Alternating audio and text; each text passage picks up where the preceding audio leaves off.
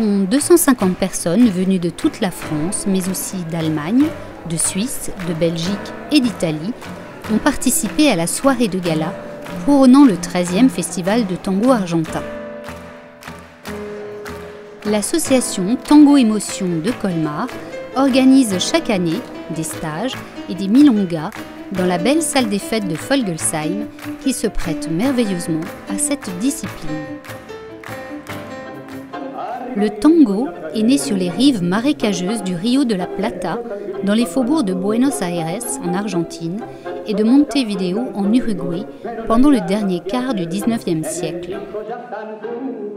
Cette danse fut importée en Europe et aux États-Unis vers 1911 comme danse de salon et s'exécute sur un rythme lent à 2 temps.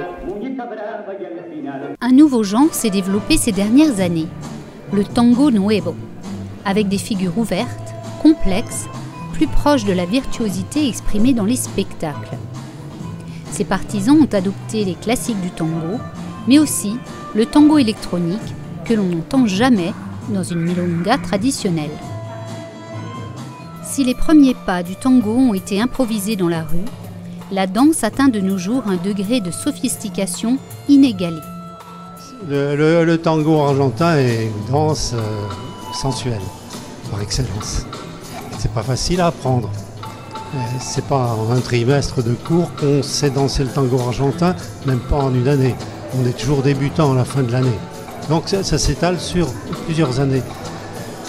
Mais d'une fois qu'on a pris plaisir, qu'on a passé la phase difficulté, on s'y attache. On dit souvent on a le virus, et le virus on l'a pour un moment. Et le tango de base, il est vraiment né de la rue. Donc c'est un peu comme le hip-hop. C'est quelque chose qui est sorti des tripes des gens. Donc la danse, elle est avant toute chose construite sur la marche. Et ce que l'on peut connaître du tango argentin au travers des spectacles, bon, comme le dit le nom, c'est du spectacle. La réalité du tango, c'est une danse intérieure. Et ce qui permet vraiment la danse, c'est la rencontre de l'autre, c'est la connexion qu'on trouve avec l'autre. Et donc le regard, il traduit qu'une petite partie de ce qui se vit à l'intérieur. Alors les gens ils disent souvent que oui, le tango c'est sensuel, oui d'accord, c'est esthétique, etc. Mais la réalité quand on le danse, c'est quelque chose qui se passe dans l'émotion, dans le subtil. Et ce qu'il faut savoir, c'est que la structure de la musique du tango, elle est construite sur des phrases musicales. Donc la musique, elle raconte une histoire. Et quand on danse, en fait, on est à l'écoute de cela et on va bien évidemment interpréter selon cette résonance-là. Ce qui fait qu'à tout instant, ni le danseur ni la danseuse ne savent quels seront les mouvements qu'ils vont engager. Donc c'est pour ça qu'il faut impérativement une connexion très très forte. Bien évidemment, c'est une danse qui s'apprend, puisqu'il y a la maîtrise du corps à acquérir. Alors bien évidemment, il y a un peu des pièces de base comme un Lego que l'on assemble, mais selon sa propre perception. Quand j'ai démarré, je ne m'imaginais pas que je deviendrais absolument addict. Parce que bon, l'acquisition de la danse du tango, c'est quand même un travail que l'on peut assimiler à l'apprentissage d'un instrument de musique comme le piano ou le violon. Donc c'est un travail pour toute la vie, en particulier pour l'homme. La musique tango, c'est pas du tout une musique unique, à savoir que les différences sont aussi importantes que quand vous écoutez de la classique entre du Chopin, du Bach, du Mozart. Voilà. Donc c'est toujours la même structure au niveau de la musique, mais les dynamiques, les sonorités sont très différentes. Et de plus, vous avez tango valse, vous avez tango milonga, vous avez le tango moderne, tango nuevo, vous avez plein de couleurs, plein de couleurs. Donc les gens qui ne connaissent pas, ils ne s'imaginent pas l'univers que ça représente.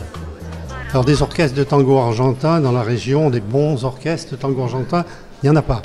On aura ce soir le Solo Tango Orchestra qui vient de Moscou.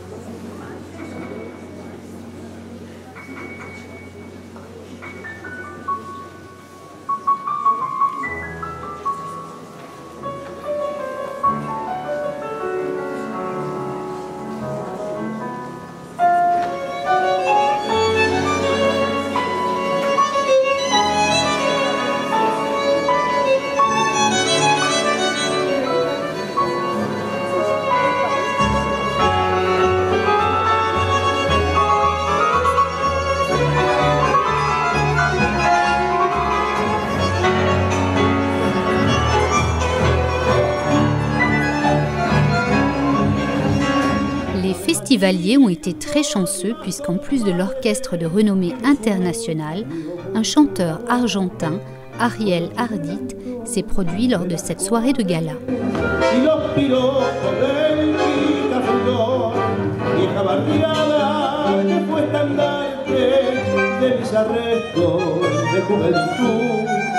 Yo soy de un barrio que vive aparte en este siglo de neoluz. Soy del barrio de tres esquinas, viejo baluarte de un arrabal. Donc j'ai commencé le tango il y a 2 ans. Et ça a pris une grande ampleur dans ma vie. C'est vraiment comme si je retrouvais une part de moi qui me manquait jusque-là. Donc c'est vraiment, ça devient un mode de vie en fait. On pense au tango, on chante tango, on danse tango et c'est vraiment, c'est au quotidien quoi. La base vraiment du tango, c'est ce qu'on appelle la brazzo, c'est l'étreinte. Donc c'est vraiment ce contact qu'on trouve avec le partenaire. Et à partir de là, ça va commencer par simplement de la marche. Donc en avant pour l'homme et en arrière pour la femme. Et à partir de cette marche, déjà établir un petit peu le contact entre les partenaires. Et après, c'est beaucoup d'improvisation. C'est vraiment, tout est basé sur l'improvisation, sur la musique, sur le ressenti entre les deux personnes. Et après, on peut agrémenter de figures, de fioritures, etc.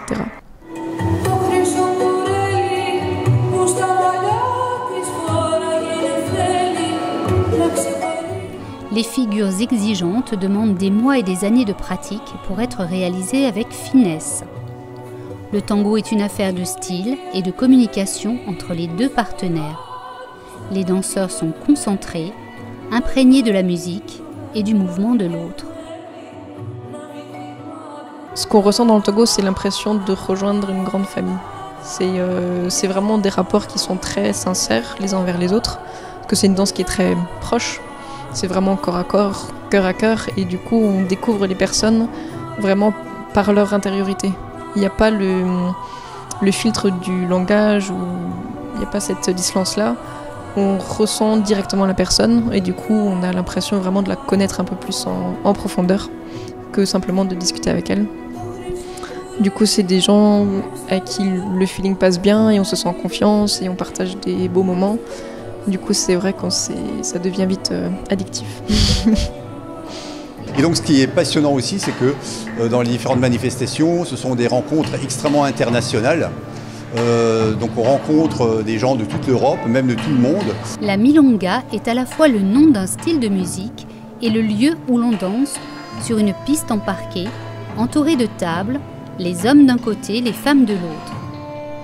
L'invitation se fait à distance d'un échange de regards.